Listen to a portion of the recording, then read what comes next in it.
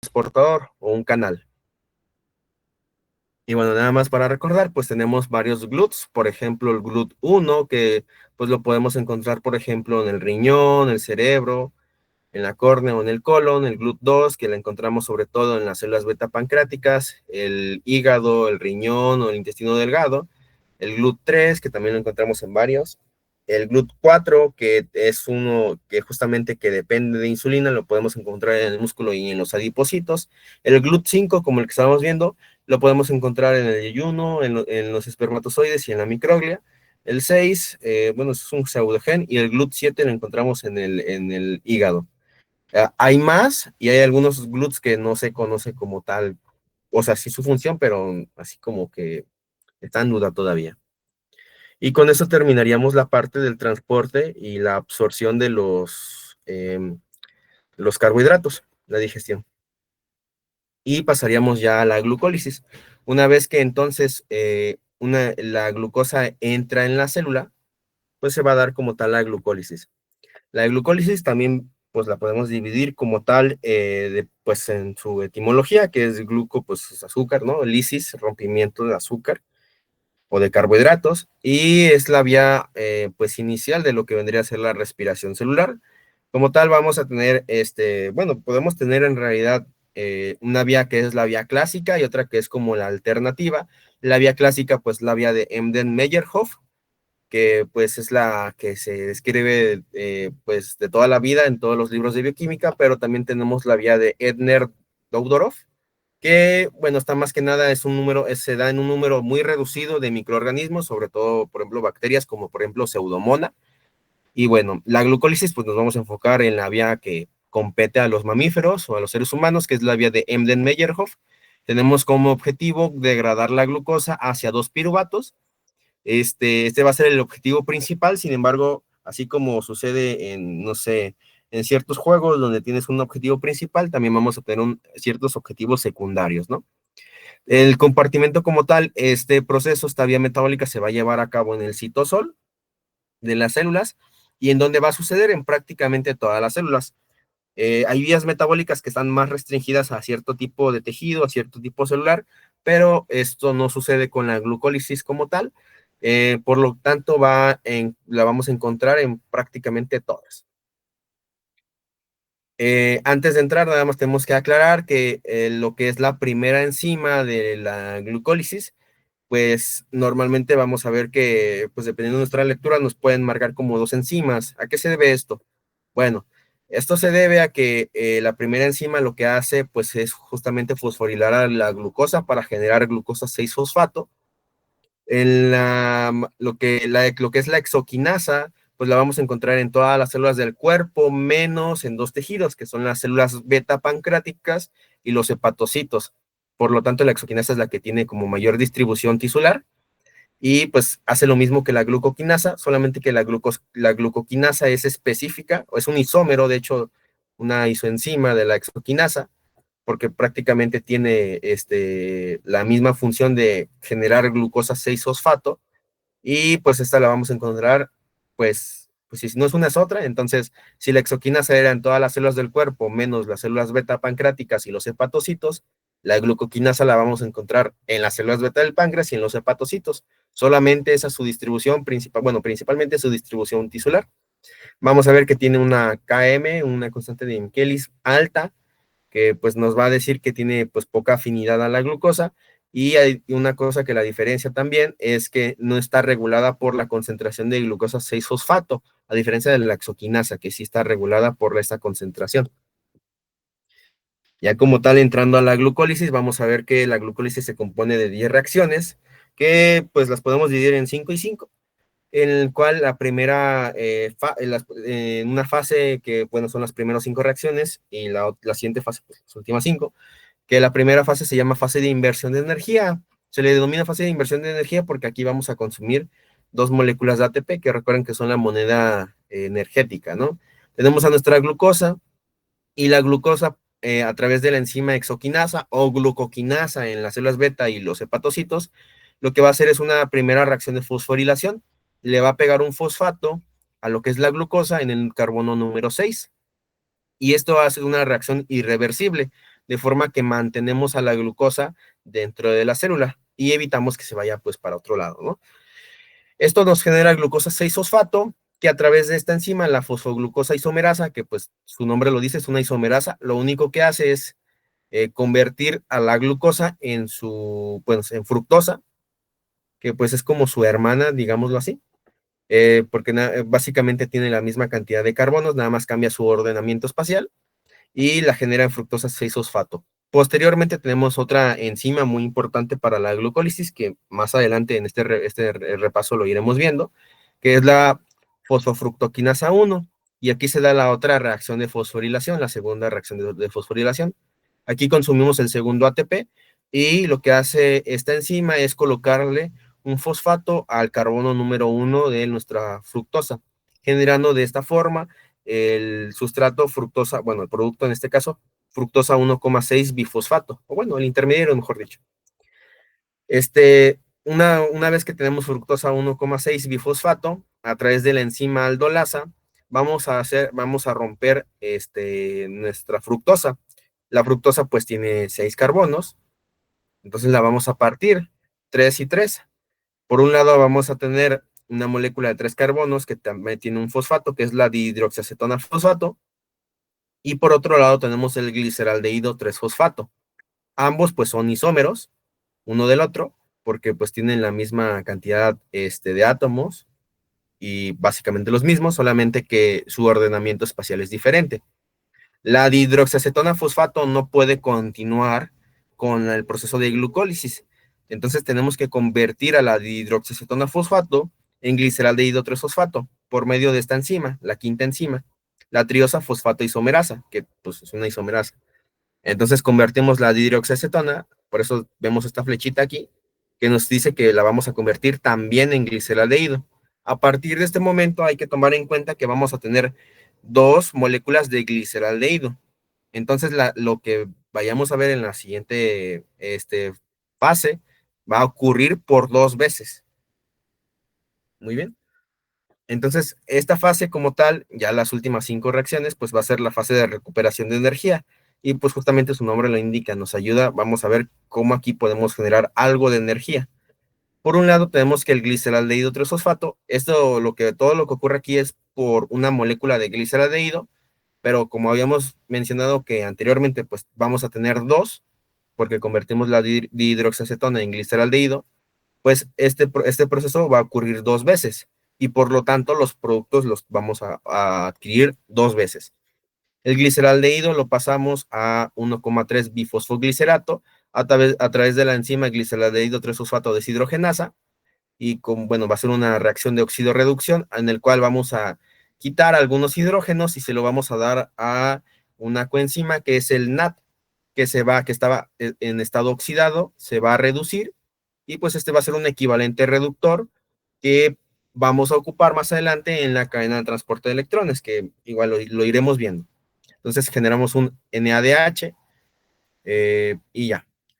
Luego el 1,3 bifosfoglicerato, le vamos a ir quitando, bueno, fosfatos. En este caso le vamos a quitar el primer fosfato, bueno, el del carbono 1, y pues a través de la enzima fosfogliterato quinasa, pues una molécula de ADP se va a beneficiar porque digámoslo así, a robarle, entre comillas, muy entre comillas, el fosfato a mi molécula de 1,3 bifosfoglicerato y se va a convertir en ATP. Cuando sucede esto de que se convierte a ATP, decimos que se da una fosforilación a nivel de sustrato. ¿Ok? Fosforilación porque el ATP se fosforiló, básicamente. Bueno, el ADP se fosforiló a ATP. Y tenemos como tal al intermediario 3-fosfoglicerato. Aquí lo único que hacemos en la siguiente reacción es tal cual solamente cambiar de lugar el fosfato del carbono 3 al carbono 2 a través de la enzima fosfoglicerato mutasa, que es pues también una isomerasa, y adquirimos el intermediario 2-fosfoglicerato. Posteriormente, el 2-fosfoglicerato, a través de una enzima de condensación o deshidratación, pues mediada por la enzima enolasa, va a ser convertido en fosfoenolpiruvato en este intermediario. Ya estamos llegando a lo que vendría a ser nuestra penúltima molécula, Y pasando del fosfonol piruvato, vamos a ver que ocupamos la otra enzima importante de la glucólisis, que va a ser la piruvato quinasa. Esta enzima también va a mediar una fosforilación a nivel de sustrato. Quiere decir que le vamos a quitar el fosfato a nuestro fosfonol piruvato y se lo vamos a dar a un ADP para que ese ADP, con ese fosfato que le estamos donando, se va a convertir en ATP. ¿Ok? Y una vez que le quitamos el fosfato y la piruvato quinasa hace su acción, vamos a generar nuestro producto final de la glucólisis, que es el piruvato. ¿Ok? Recordemos que esto pasa dos veces porque tenemos dos moléculas de gliceraldehído, entonces al final tendríamos dos moléculas de bueno, de NAD reducido o NADH, y tendríamos como tal cuatro moléculas de ATP y dos moléculas de piruvato. Muy bien, por eso se le llama fase de recuperación de energía, porque recuperamos parte de la energía anteriormente usada. Esta más bien sería como una forma de recuperación de energía, digámoslo así, indirecta, por decirlo de una forma, porque participa en la cadena de transporte de electrones, que irán viendo más adelante. Entonces, los productos por molécula de glucosa, entonces recordemos que la glucólisis, pues empezamos con una sola glucosa, y al final ocupamos que, bueno, obtuvimos dos piruvatos, obtuvimos como tal un total de 4 ATPs, si es que lo contamos de la fase de recuperación de energía, porque tenemos un ATP aquí y otro aquí. Serían dos por molécula de gliceraldehído, pero como ocurre dos veces, pues tendríamos 4. Sin embargo, tenemos que restarle los dos ATPs que ocupamos al inicio en la fase de inversión de energía, que está uno aquí y otro acá. Entonces, 4 menos 2, pues nos da como tal un conteo de 2 ATP netos, y tenemos dos moléculas de bueno, de NAD reducido o NADH. ¿Ok? Nuestro objetivo principal era adquirir piruvato. Sin embargo, también podemos adquirir ATP y NADH. Y el piruvato, que es el producto de la glucólisis, va a adquirir varios caminos. En este caso, dependiendo de las condiciones, si son aerobias o anaerobias. Si está en condiciones aerobias la célula, si tiene un correcto aporte de oxígeno, el piruvato pues va a predominar, irse a lo que es la vía, convertirse en acetil-CoA. ¿Para qué? Para poder entrar en ciclo de Krebs, porque el acetil-CoA pues es el sustrato, como tal, uno de los sustratos de inicio del ciclo de Krebs. Sin embargo, en condiciones anaerobias, el piruvato pues va a ser convertido, dependiendo, puede ser en lactato. En este caso va a ser, o bueno, ácido láctico, que va a ser mediado por la enzima lactato deshidrogenasa, ¿ok? O puede ser también por etanol. En este caso va a estar mediado por dos enzimas, la primera, que es la piruvato descarboxilasa, es decir, vamos a quitarle un carbono al piruvato. Recordemos que el piruvato es un compuesto que tiene 3 carbonos, entonces le quitamos un carbono de acá, justamente el carbono que forma el grupo carboxilo, y lo sacamos en forma de CO2, y posteriormente, pues el producto, bueno, el intermediario, va a intervenir lo que vendría a ser la enzima alcohol deshidrogenasa para formar etanol, que bueno, básicamente es la función o el fundamento de las bebidas, por ejemplo, alcohólicas, ¿no?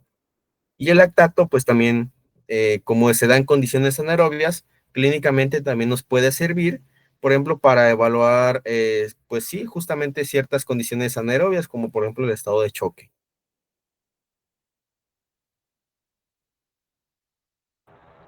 Y bueno, ok, dale, Cana. Nada más que voy bueno, en mi caso voy a dejar de presentar, y si pueden presentar ustedes.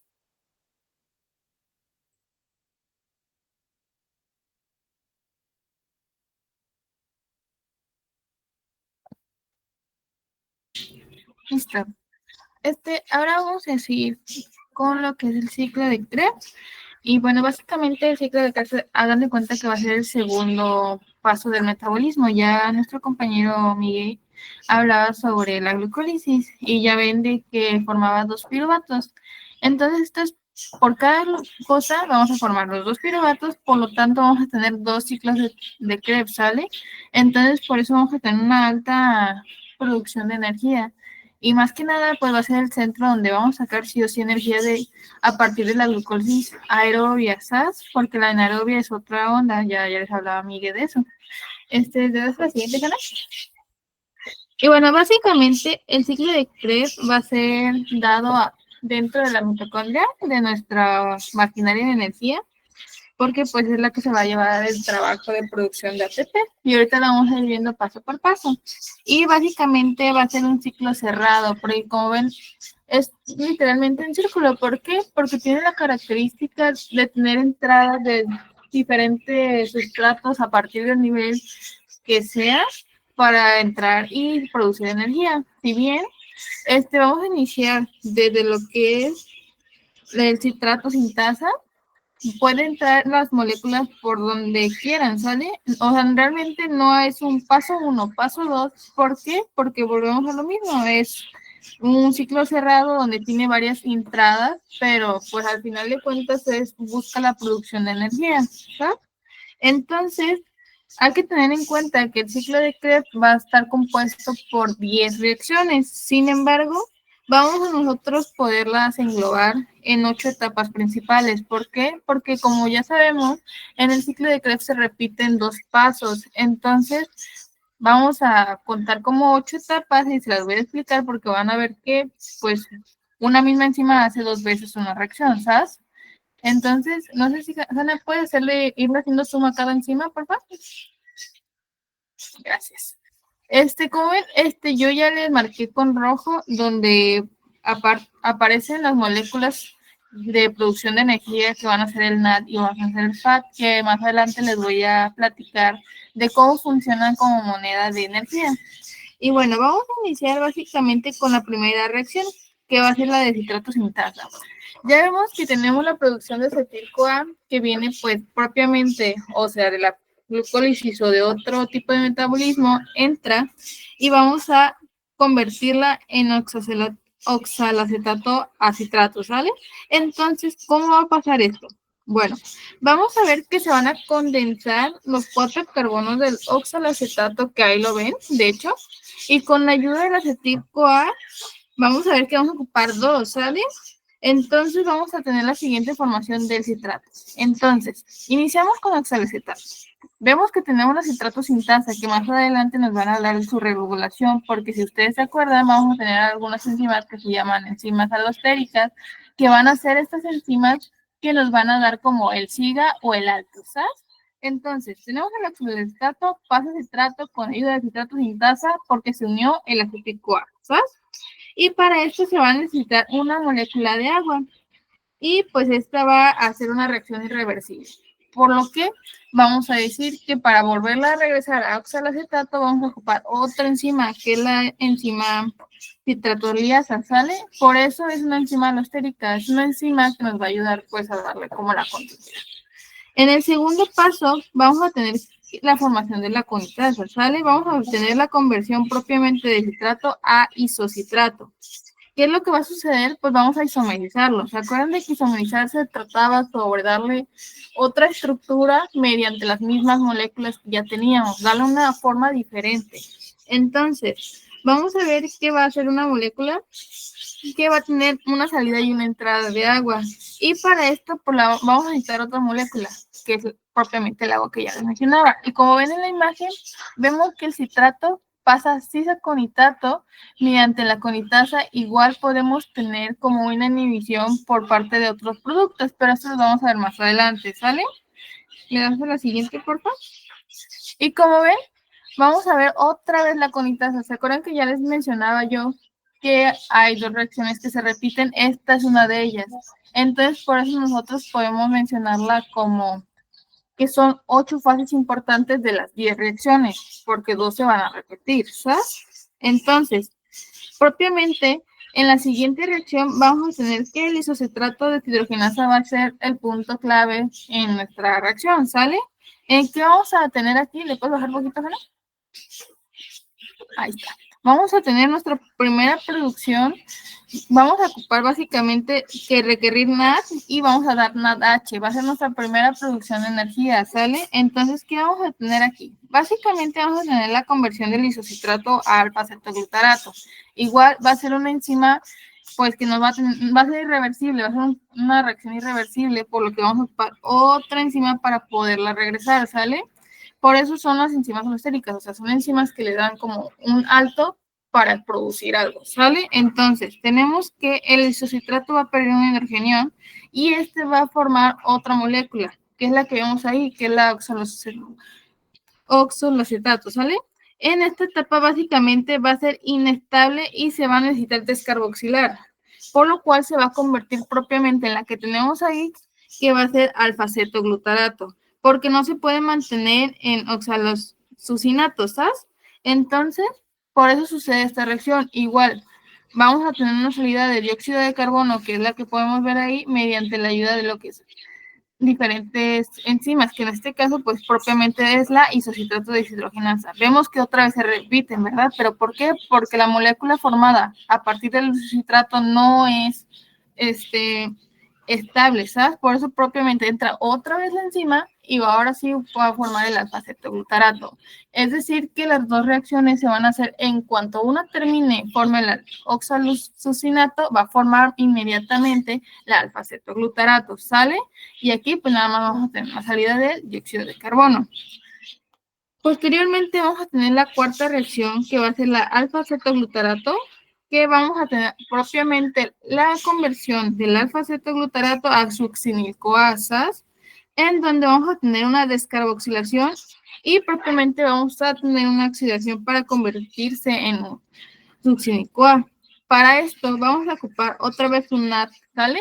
O sea que vamos a tener otra producción de energía. Hay que tener mucho en cuenta estas producciones de energía porque, como yo les mencionaba, el ciclo de Krebs va a ser pues el punto clave donde vamos a tener una gran cantidad de producción de energía para nuestras células, ¿sale? Dadas a partir de la mitocondria, ¿sabes? Entonces, vamos a decir que eso también va a ser irreversible. Vamos a ocupar otra enzima que nos la regrese para nosotros, pues darle un paso hacia atrás. ¿Por qué? Porque volvemos a lo mismo, es una enzima alostérica, por lo tanto, por eso tenemos esta producción también de energía, ¿sale?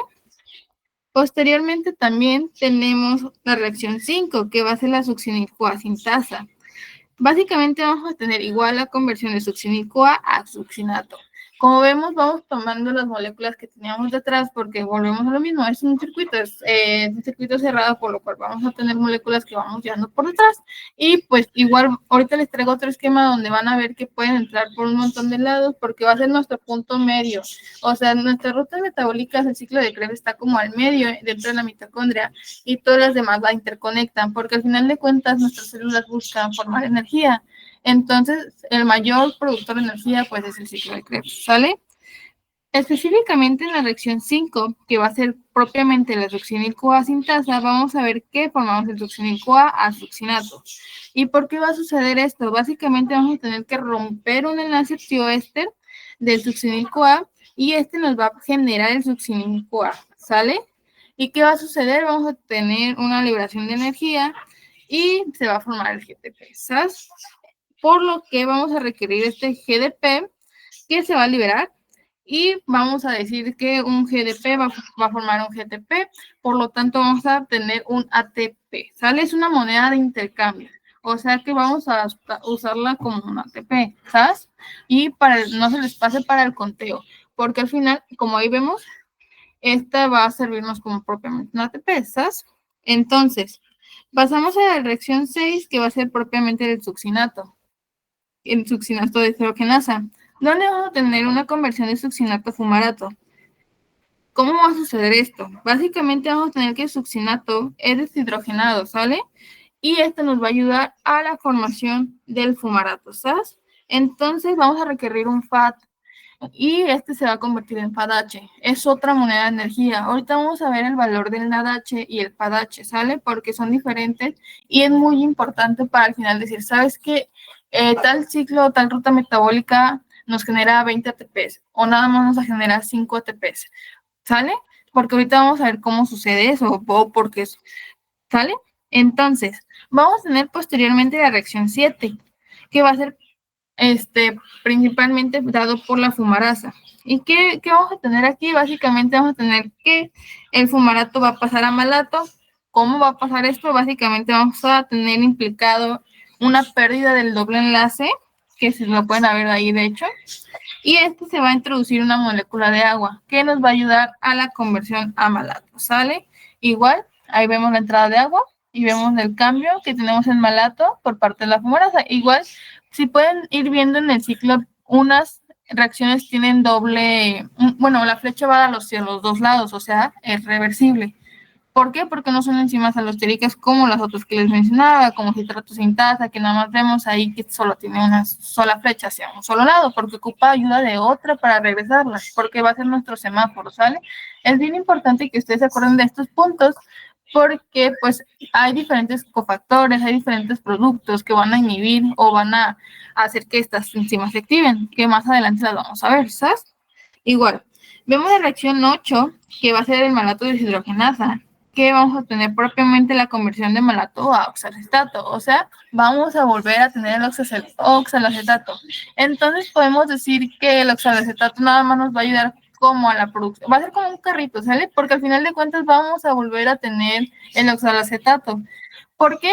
Porque lo vamos a poder reutilizar. El que más nos interesa en nuestro ciclo de Krebs va a ser el acetilcoasas. Entonces, vamos a reutilizarlo, porque al final de cuentas, lo que buscan nuestras células es ahorrar. Entonces, si vamos a ahorrar energía, si vamos a ahorrar productos, vamos a volverlos a utilizar, ¿sabes? Entonces, el succinato de deshidrogenasa va a pasar a fumarato. ¿Y cómo va a pasar? Básicamente, los átomos que tiene van a ser aceptados por el FAT, ¿sale?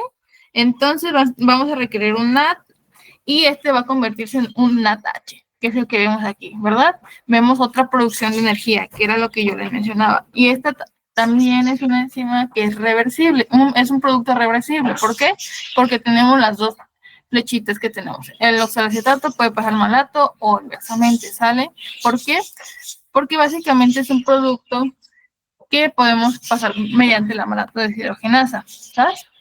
¿Le das a la siguiente, Ana? Como ven en la imagen izquierda, básicamente son todos los productos que podemos ver que pueden entrar por el ciclo de Krebs.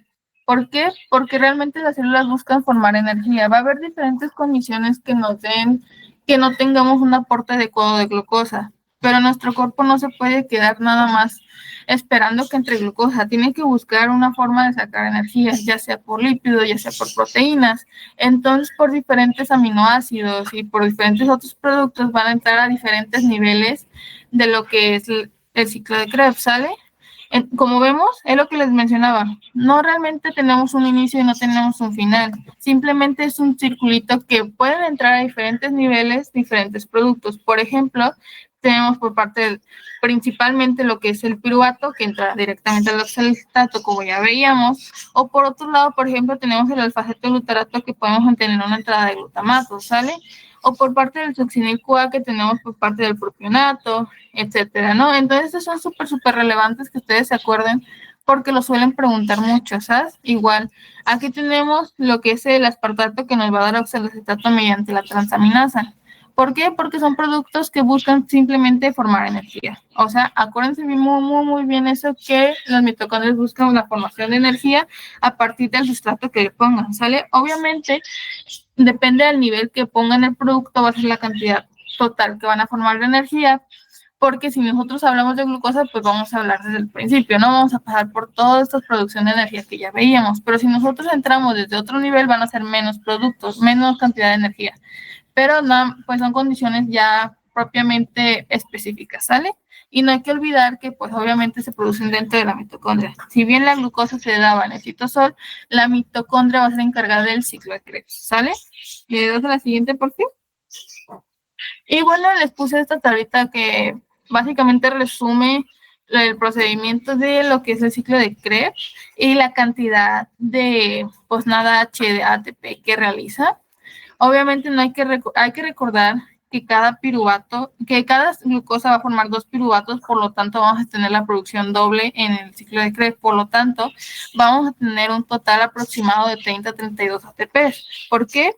Porque básicamente Esto va a depender de la cadena de electrones y de ustedes de dónde vean o de dónde lean básicamente, pero ahorita vamos a ver la conversión de la cadena de electrones para que ustedes tengan en cuenta del por qué les dan un valor, ¿sale? Porque al final de cuentas el NADH, el SPADH, el GTP, el ATP son monedas de energía, entonces tienen un valor. Es como si nosotros habláramos de un billete de 50 pesos. Tiene un valor de 50, ¿verdad? Pero uno de 20 ya vale diferente. Entonces para eso hay que hacer conversiones, ¿sale? Ahora sí le das a la siguiente. Bueno, vamos a continuar. Básicamente, ahora sí vamos a entrar a lo que es la cadena de transporte de electrones y propiamente ATP sintasa para que ustedes comprendan la razón de por qué les dan este valor de energía, ¿sale? ¿Le das el siguiente?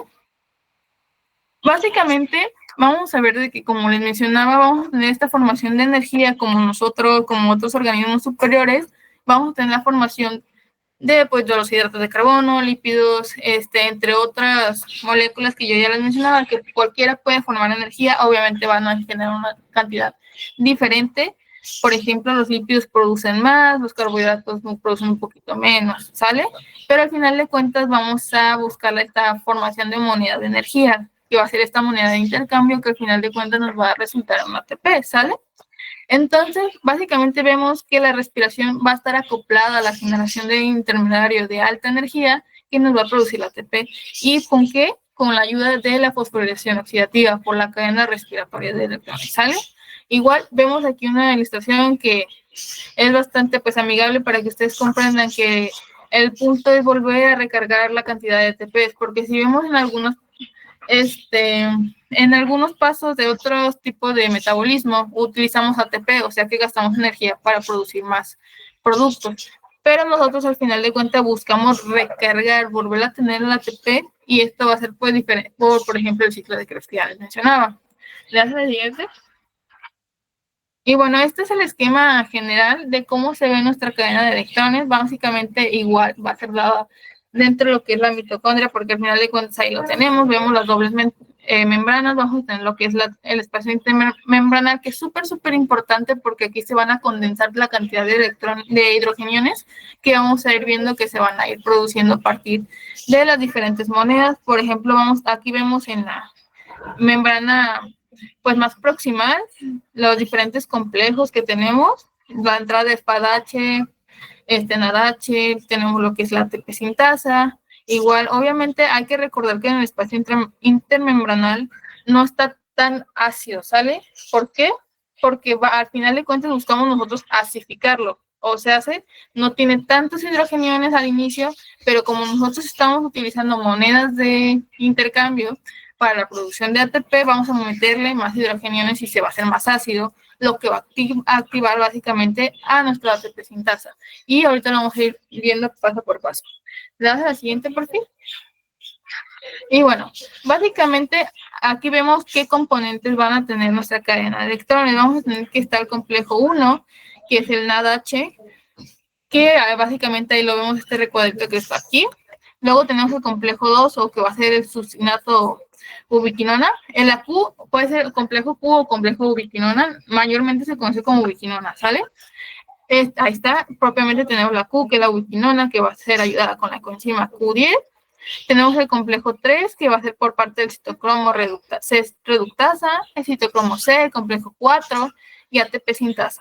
Mucho ojo, y a partir de diferentes complejos van a tener la diferente formación de energía. ¿Por qué? Porque el NADH no va a entrar por donde entra el FADH, que ahorita les voy a ir diciendo. Pues es lo que les mencionaba. No hay que olvidar que esta se da en la mitocondria, ¿sale? Es en la siguiente. Y bueno, aquí tenemos la ilustración para que ustedes vayan viendo y espero que vayan siguiendo. Del lado izquierdo vamos a iniciar con NADH, ¿sale? Les voy a explicar primero NADH para la producción de energía, ¿sale? Entonces, vemos que NADH va a entrar por el complejo 1, lo que es diferente al FADH, ¿sale? El FADH va a entrar por el lado derecho, que es el complejo 2. Entonces, no se les olvide, complejo 1, 3 y 4, NADH. Complejo 2, 3 y 4, FADH, porque esto va a determinar el valor de cada molécula, ¿sabes? Entonces, tenemos la entrada de NADH y el complejo 1. Básicamente vemos que entra y va a tener o va a sacar 4 protones, ¿sale? Que están en la parte superior. Que esto va a iniciar a acidificar, ¿sale? El espacio intermembranal que ya les mencionaba. Posteriormente vamos a ver que la ubiquinona se va a encargar de transportarlos hacia lo que es el siguiente complejo, el complejo 3. El complejo 3 lo que va a hacer va a sacar otros 4 hidrogeniones, o sea que ya van 8, ¿sale? O sea, están pues produciendo básicamente lo están llevando hacia el otro lado, la parte entre la membrana, ¿sale? Por eso es que es importante lo que les mencionaba, que al inicio la intermembrana no es tan ácida y al final va a tender a ser muy ácida, ¿sale? Posteriormente, por ayuda del citocromo C, nos lo va a llevar hacia lo que es el complejo 4. El complejo 4 es bastante importante. ¿Por qué? Porque al final de cuentas nada más van a pasar 2 protones. ¿Pero por qué pasan 2 protones? Esto sucede porque vamos a dividir lo que es nuestra oxígeno molecular en 2. En oxígeno molecular ya tenemos 2 átomos que van a requerir 2 protones que están ahí abajo. ¿Para qué? Para formar agua molecular, ¿sale? Entonces, vamos a ver que nada más de esos 4 que llevábamos en el complejo 3, perdón, van a ser nada más 2, porque va a ocupar 2 para la formación de agua, ¿sale? Entonces, esos 2 van a salir en el espacio membranal, ¿sale? Entonces, nada más en total vamos a tener básicamente 4 y 2 son 6, ¿sale? De todos modos, ahorita les puse como más específico más adelante para que vayan viendo como la cantidad que vamos formando. Y del otro lado, lo que sucede con FADH básicamente entra por el complejo 2 del lado derecho, pero básicamente no va a soltar los 4 hidrogeniones como el FADH, con el NADH, ¿sale? El FADH no lo suelta, es decir, que no vamos a tener una salida de los 4 hidrogeniones. Por ahí vamos viendo que por eso el FADH vale menos que el NADH, ¿sale? Igual, la ubiquinona nos lo lleva al complejo 3. El complejo 3, como del lado del NADH, sí suelta los 4. El citocromo C nos va a llevar al complejo 4 y del mismo proceso para la formación de oxígeno molecular y para terminar en el agua, también va a ocupar otros 2. Por lo tanto, nada más va a sacar 2 hidrogeniones, ¿sale? Le das a la siguiente. Entonces, con esos productos, nosotros ya tenemos muy acidificado lo que es la parte de la intermembrana. Esta intermembrana reacciona a partir de la cantidad de hidrogeniones. Se van a unir a lo que es la ATP sintasa, que es esta molécula que ven aquí, de hecho, del lado izquierdo, se va a unir a la subunidad C, que es la parte de afuera, la parte externa, básicamente, porque vemos que se divide entre la primera membrana, la más cercana, más proximal. Acuérdense que donde dice afuera es la parte intermembranal de la mitocondria, ¿sale? Entonces vemos que se unen a lo que es el citocromo C.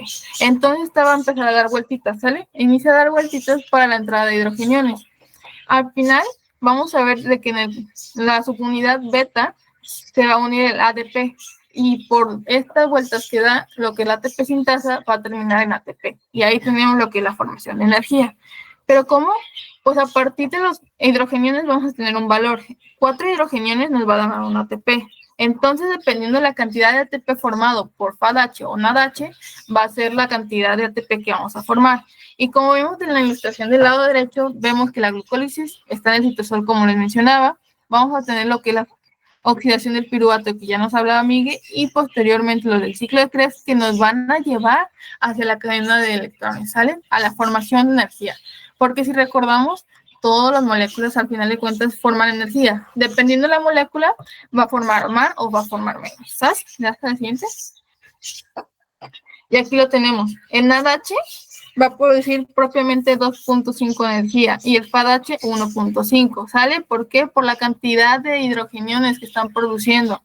Como vemos en esta ilustración, vemos cómo se acidifica lo que es el espacio intermembranal. Y básicamente cómo van pasando por los complejos. Complejo NADH, igual se los repito, pasa por el 1, 3 y 4. Y el FADH pasa por el 2, 3 y 4. Tengan mucho en cuenta eso porque el complejo 2 no saca hidrogeniones hacia el espacio intermembranal. El complejo 1 sí, por eso hace la diferencia, ¿sale? Igual vemos que tenemos la entrada a partir de lo que es la ATP sintasa y la producción propiamente de la energía, ¿sale? Y igualmente, pues dado en la mitocondria. ¿Sabes? ¿Le das a la siguiente?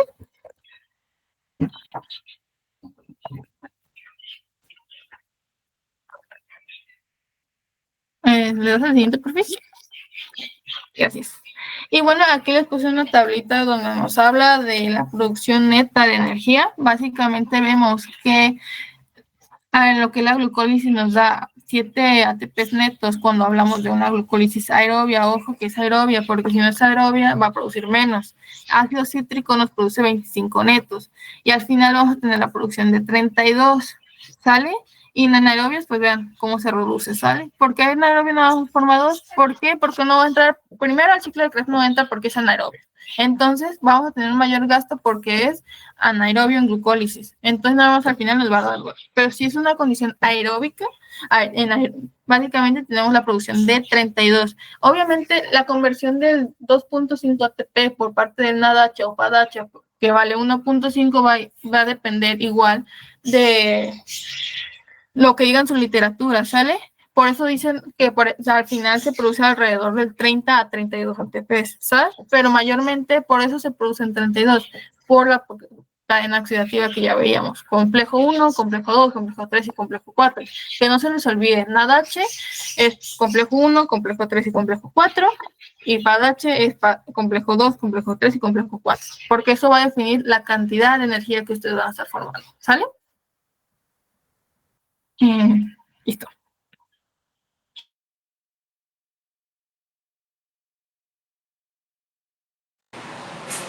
Ok, bueno, ya casi vamos a terminar. Vamos a ver ya por último la regulación de todo esto que les ha estado contando Miguel y Isa, de cómo vamos a poder regular qué tanto se va a estar produciendo o qué tanto no, si vamos a acelerar el ciclo, si lo vamos a detener, porque pues ciertamente la célula necesita energía, pero no todo el tiempo necesita tener energía, tiene que haber una regulación, no puede estar produciendo nomás ATP pues a lo que vaya saliendo, ¿no? Sino que tiene que estar regulado, ¿no? Entonces vamos a hablar un poco de la regulación de los dos procesos que hemos estado viendo, que es la glucólisis y después vamos a ver lo del ciclo de Krebs. Y bueno, en la glucólisis, que ya les voy explicando Miguel, nuestra función va a ser pues justamente la degradación de la glucosa a piruvato, pero durante todo ese proceso también se van a estar produciendo cosas. Como les dijo Miguel, vamos a producir un total de 6 ATPs por medio de la glucólisis, pero como se están gastando 2, debido a pues, el gasto que tiene la propia glucólisis, pues finalmente vamos a tener 4. Eso estamos en condiciones aerobias. Si estamos en condiciones anaerobias, vamos a tener una menor producción y finalmente nomás van a ser 2, ¿va? Pero... Ay, perdón, es que se escucha como, ¿cómo te diré? Como interferencia o algo así. No sé si puedes acercarte un poquito más, a lo mejor se escucha mejor. Ok, ¿me escucha mejor aquí? Sí, se escucha mejor. Ok, bueno, vamos a hablar de la regulación alostérica de las enzimas que participan en la glucólisis. Realmente vamos a hablar nomás de 3 reacciones, no vamos a ver regulación en toda la glucólisis, no todas las enzimas están reguladas, únicamente vamos a ver regulación en 3, ¿va? Son 3 y son 3 reacciones que son reversibles, ¿va? Digo, irreversibles, ¿va? La exocinasa vamos a ver una regulación por medio de concentraciones de diferentes sustancias. Esto está un poco sencillo de entender si ustedes entendieron el ciclo anterior que les explicó Miguel. ¿Se acuerdan que la exocinasa lo que tenía de función era producir glucosa? Entonces, si nosotros tenemos un exceso de glucosa, esto nos va a producir que pues, la enzima se active aún más. Y sabes que tengo mucha chamba, tengo que producir la glucosa, la tengo que convertir en glucosa 6-fosfato. Entonces, si tenemos un aumento de glucosa, la exocinasa se activa y se potencia su acción, ¿va? En cambio, si ya tenemos un exceso de producto, o sea, nuestro sustrato ya lo metabolizamos y ahora tenemos mucho producto, eso quiere decir que tenemos mucha glucosa 6-fosfato, pues nuestra exocinasa dice, ¿sabes qué? Me calmo porque ya tengo demasiado. ¿Qué otra cosa va a regular? El ATP. Y nosotros tenemos muy bien funcionando nuestra glucólisis y nuestro ciclo de Krebs, pues vamos a tener el requerimiento de ATP necesario en nuestra célula. Entonces, si ya tenemos demasiado ATP, la célula entonces frena y va a la exocinasa. La exocinasa tiene una regulación alostérica y entonces se inhibe la exocinasa. Y sabes que ahorita no voy a trabajar porque ahorita no es necesario que produzca más glucosa 6-fosfato, ¿va? Es una inhibición muy directa de que si entienden cuál es el que venía el sustrato, cuál es el producto, pues ustedes pueden entender entonces qué la para o qué la inhibe, ¿va? Tenemos después otra enzima Esta es la fosfoquinasa. La fosfoquinasa también participa en la glucólisis y aquí vamos a ver también, igual, si tenemos un exceso de ATP ya tenemos demasiado, esto nos va a decir, pues entonces ahorita hay que frenar nuestra actividad. Si tenemos también un exceso de citrato, es otra molécula que vamos a ver a continuación, pues vamos a también decir a la fosfoquinasa que ahorita detenga su producción. Al contrario, digamos que como pues sí, como el hermanito del ATP es el ADP, porque básicamente el ADP, esto nos quiere decir que ya se gastó el ATP en cierta manera. Entonces, si tenemos un exceso de ADP, eso quiere decir que ya no estamos gastando el ATP, necesitamos producir más. Entonces, la fosfofructoquinasa entonces se activa y empieza a producir pues mayor actividad para pues, producir después más ATP. Entonces, la ADP nos impulsa a que la fosfofructoquinasa pues, haga su actividad. También otra molécula, que es la fructo 2,6-bifosfato, nos empezamos a ver un aumento de esta molécula, nos va a hacer también que nuestra fosfoquinasa también empiece a activarse y tengamos mayor actividad. Hay otra enzima que es la piruvato-sinasa. La piruvato-sinasa va a tener diferentes formas de regulación. Tiene una regulación alostérica, pero también tiene una regulación covalente. La regulación alostérica está mediada por, igual, si tenemos un exceso de ATP, vamos a tener que nuestra enzima tenga una menor actividad, porque ya vio que su resultado sí está siendo el óptimo, ¿no? Igual, si tenemos un exceso de acetil-CoA, eso quiere decir que ya tenemos también muy bien produciendo nuestra glucólisis, que pues finalmente la glucólisis el piruvato lo va a convertir en acetil-CoA, pues entonces si tenemos mucho acetil-CoA, también dice, ¿sabes qué? Frenate.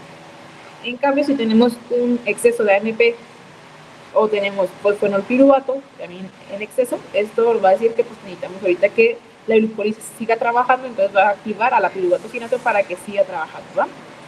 Y también hay otras cosas, la explicación covalente, que también va a hacer que nuestra enzima esté trabajando o deje de trabajar. Aquí están las enzimas para que ustedes vean cómo la hexocinasa pues tenía la necesidad de convertir glucosa a glucosa 6-fosfato. Entonces, si nosotros elevamos el número de glucosa que tenemos, la hexocinasa pues trabaja más. Si se eleva lo que es su producto, o sea, su resultado final de la glucosa 6-fosfato, pues sabes que ya trabajé, ahorita la inhibimos, ¿va? Igual acá, para que ustedes, algo muy importante que tenemos que conocer, la fosfofructoquinasa, es que ciertamente el ADP regula si se activa la fosfofructoquinasa, pero hay una molécula también muy importante que es el AMP. El AMP finalmente es un derivado del ATP también, entonces si tenemos una concentración mayor de AMP, esto quiere decir que nuestra célula ya bajó su carga energética, que ya utilizó su carga de ATP. Entonces, esto nos da un factor predictivo del déficit de energía que tiene nuestra célula. Si sabes que ahorita tengo un déficit, y también esa es una forma de regular la fosfofructoquinasa. Aparte del ADP, el más estricto o el que regularía más dentro de una célula sería el AMP. Finalmente son derivados del ATP. Quiere decir que ya nos gastamos nuestra moneda energética, ¿va? Y aquí vemos nuestra enzima también, cómo está trabajando. Entonces, si entendemos cuál es su sustrato igual y cuál es su producto, vamos a ver cuál es el que está inhibiendo y cuál es el que lo está después pues acelerando, ¿va?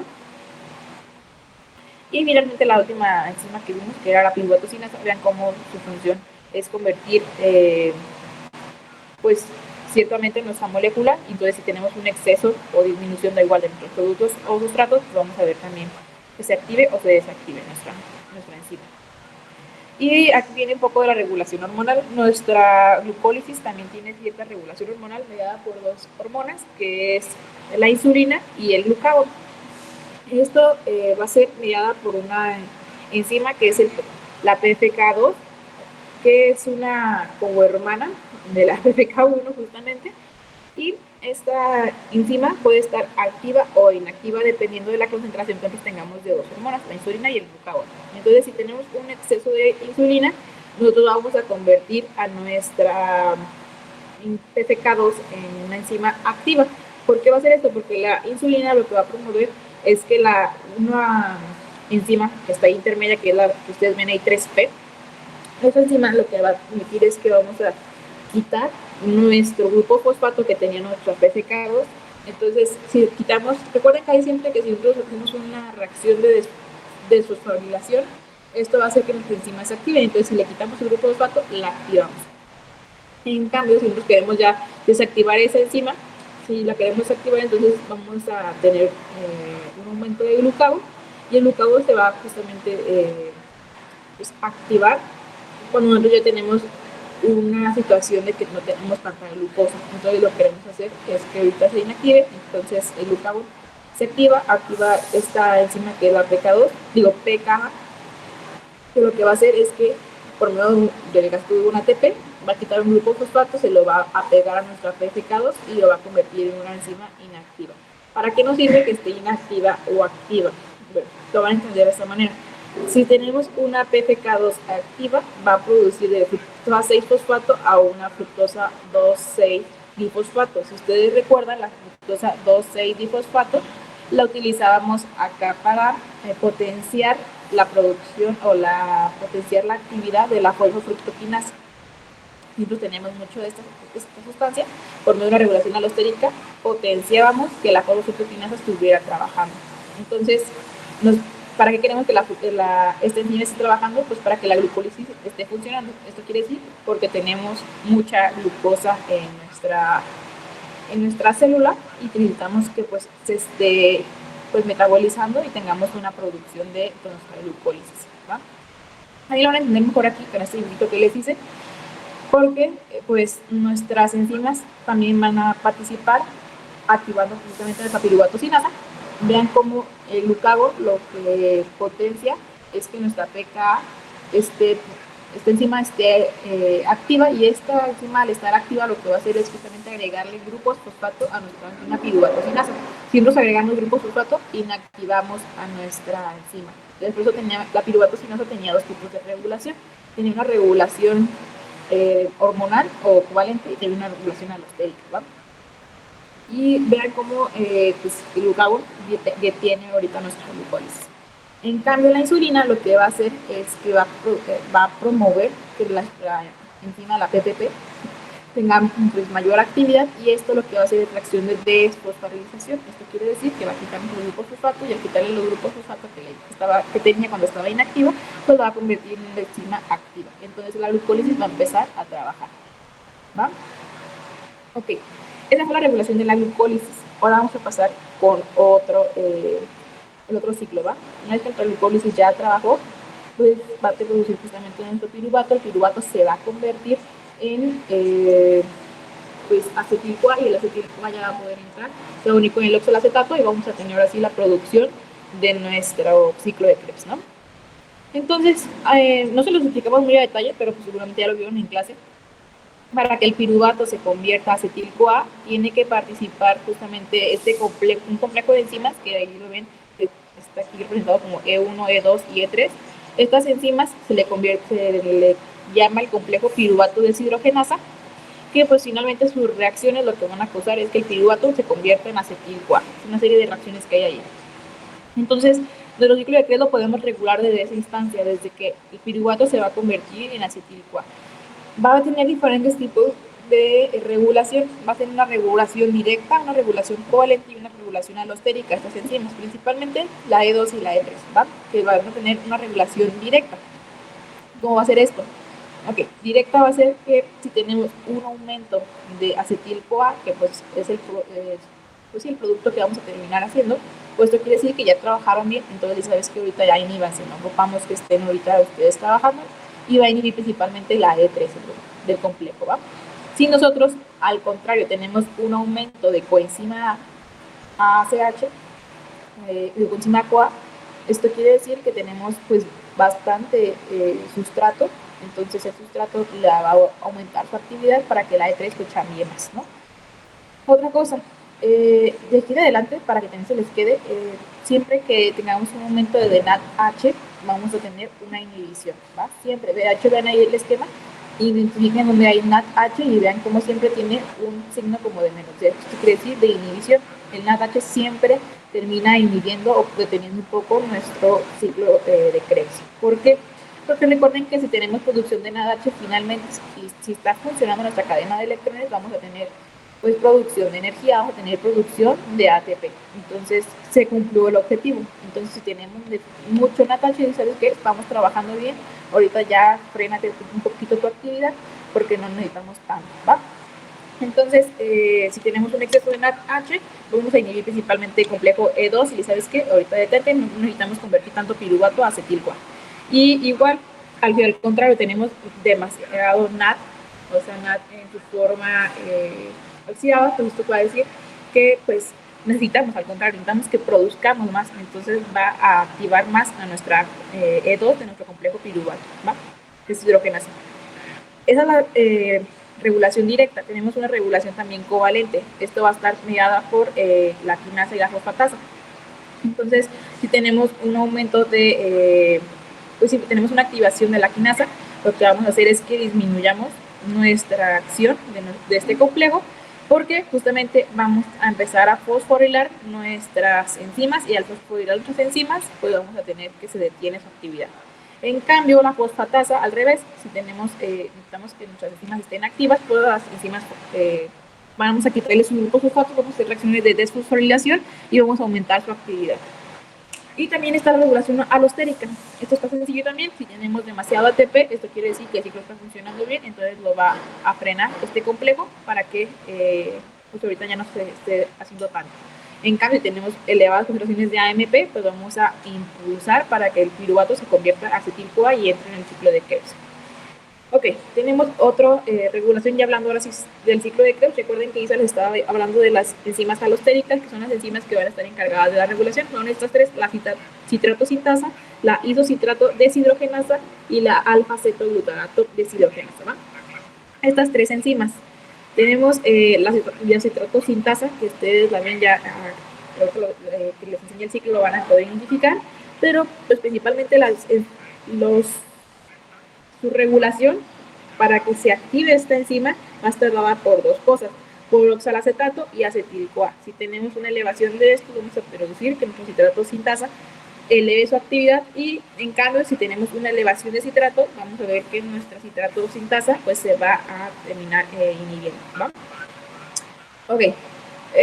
Vamos a tener luego la isocitrato deshidrogenasa. La isocitrato deshidrogenasa está fácil también de entender. Si tenemos exceso de ADP, pues necesitamos que se active nuestro ciclo de Krebs, que se trabaja, entonces vamos a activar la isocitrato deshidrogenasa. Y igual, lo que les decía, NADH siempre inhibe. Si ya tenemos mucha producción de NADH, esto va a hacer que nuestra enzima pues ahorita se detenga su actividad. Luego tenemos la alfa-cetoglutarato. La alfa-cetoglutarato lo que la va a regular van a ser dos cosas. Si tenemos exceso de succinil-CoA, vamos a tener una inhibición, y esta inhibición le llamamos justamente retroinhibición por producto. Esto quiere decir que por su propio producto la va a frenar. Si ya tenemos demasiado producto, se frena. Y igual, la NADH también frena su actividad. Hay otro tipo de regulación, que es la regulación por calcio. La regulación por calcio va a hacer que cuando nosotros en nuestra célula tenemos una cascada o una descarga, o no sé cómo le quieran llamar, pero que tengamos una elevación de calcio intracelular por alguna razón, esto va a estimular la síntesis de ATP porque va a activar la enzima, principalmente las enzimas isocitrato deshidrogenasa y alfa-cetoglutarato deshidrogenasa. Entonces, eso también nos va a estar mediando qué tan activas o inactivas estén nuestras enzimas, ¿vale? Ok, a mí otra cosa que regula nuestro ciclo de Krebs es el oxígeno. Si tenemos presencia de oxígeno dentro de nuestra célula, pues vamos a poder tener trabajando pues nuestra cadena respiratoria, y la cadena respiratoria pues va a permitir que podamos regenerar el NAD y el FAD necesarios para que nuestro ciclo de Krebs esté funcionando. Si el ciclo de Krebs no tiene NAD, no va a poder nunca hacer NADH reducido y nunca va a poder seguir su curso. Entonces tenemos que tener oxígeno para que nuestro ciclo de Krebs funcione. Si no hay oxígeno y estamos en un proceso anaerobio, nuestro ciclo de Krebs va a estar nulo, no va a poder trabajar, no va a poder pasar, porque necesita justamente estas moléculas de NAD y FAD, ¿va? Ok, eso fue un poco de la regulación. Vamos a hablar ya finalmente de las reacciones anapleróticas. Las reacciones anapleróticas son estas reacciones que nos permiten, digamos, hacer un reciclaje dentro de nuestro ciclo de Krebs. ¿Qué quiere decir esto? Como ustedes ven, hay veces que se puede parar el ciclo y ustedes me preguntarán, ¿qué pasa si se para el ciclo? ¿Qué pasa con sus productos? Por ejemplo, estos de aquí que ustedes veían, ¿qué pasa con el oxalacetrato? ¿Qué pasa con el citrato? ¿Qué pasa con el succinil-CoA? Si estamos parando a las enzimas y las estamos deteniendo, pues ¿qué va a pasar con lo que se quedó ahí a medio terminar? Pues justamente las reacciones anapleróticas nos explican cómo podemos o introducir cosas al ciclo de Krebs o también sacar cosas del ciclo de Krebs, que ya les voy explicando un poquito Isa hace ratito.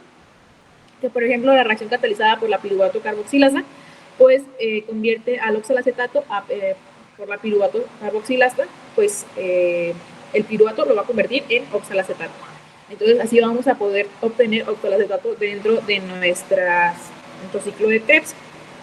Entonces, si por alguna razón nuestro oxalacetato que se puede salir del ciclo de Krebs y puede ir a la gluconeogénesis, que es el siguiente tema que van a ver en los siguientes sábados, pues si ya tenemos una deficiencia de oxalacetato, podemos convertir a partir de piruvato y podemos regenerar este oxalacetato a partir de piruvato, ¿va?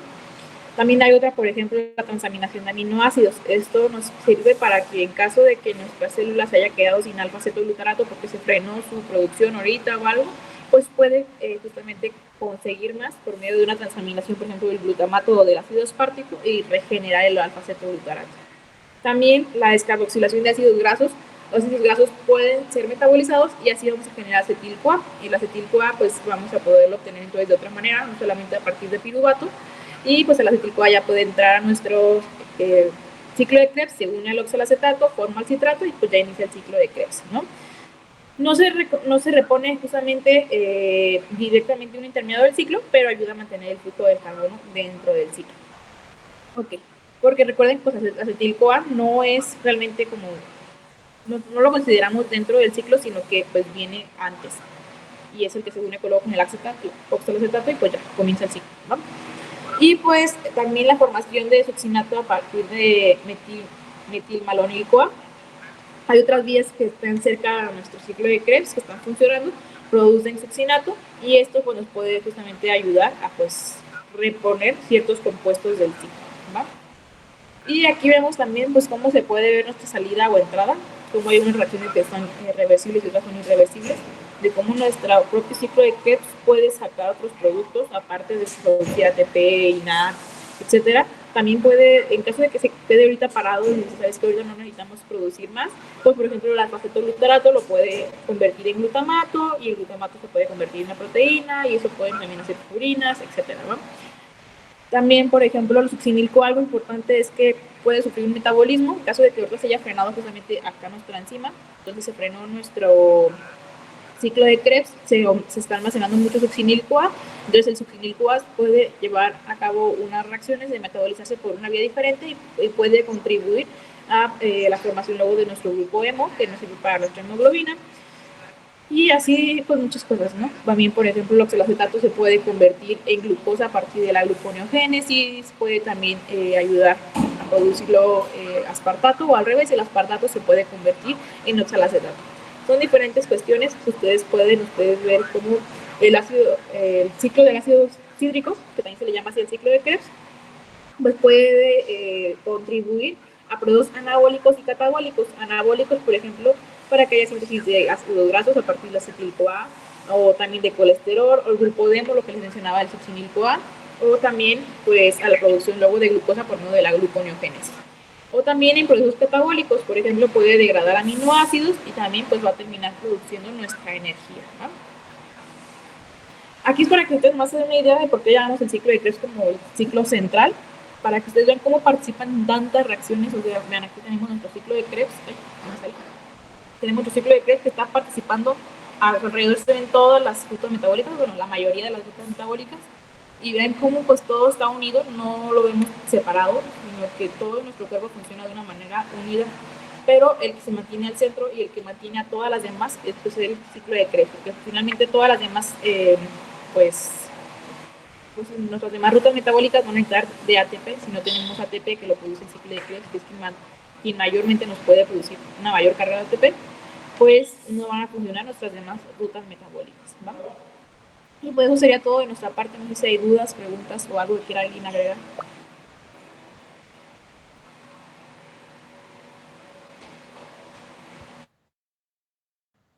Muchas gracias, chicos. Súper padre su presentación.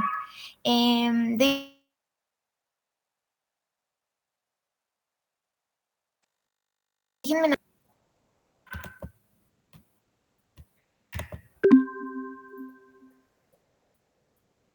Listo. Sí, no sé si alguien tenga alguna preguntita.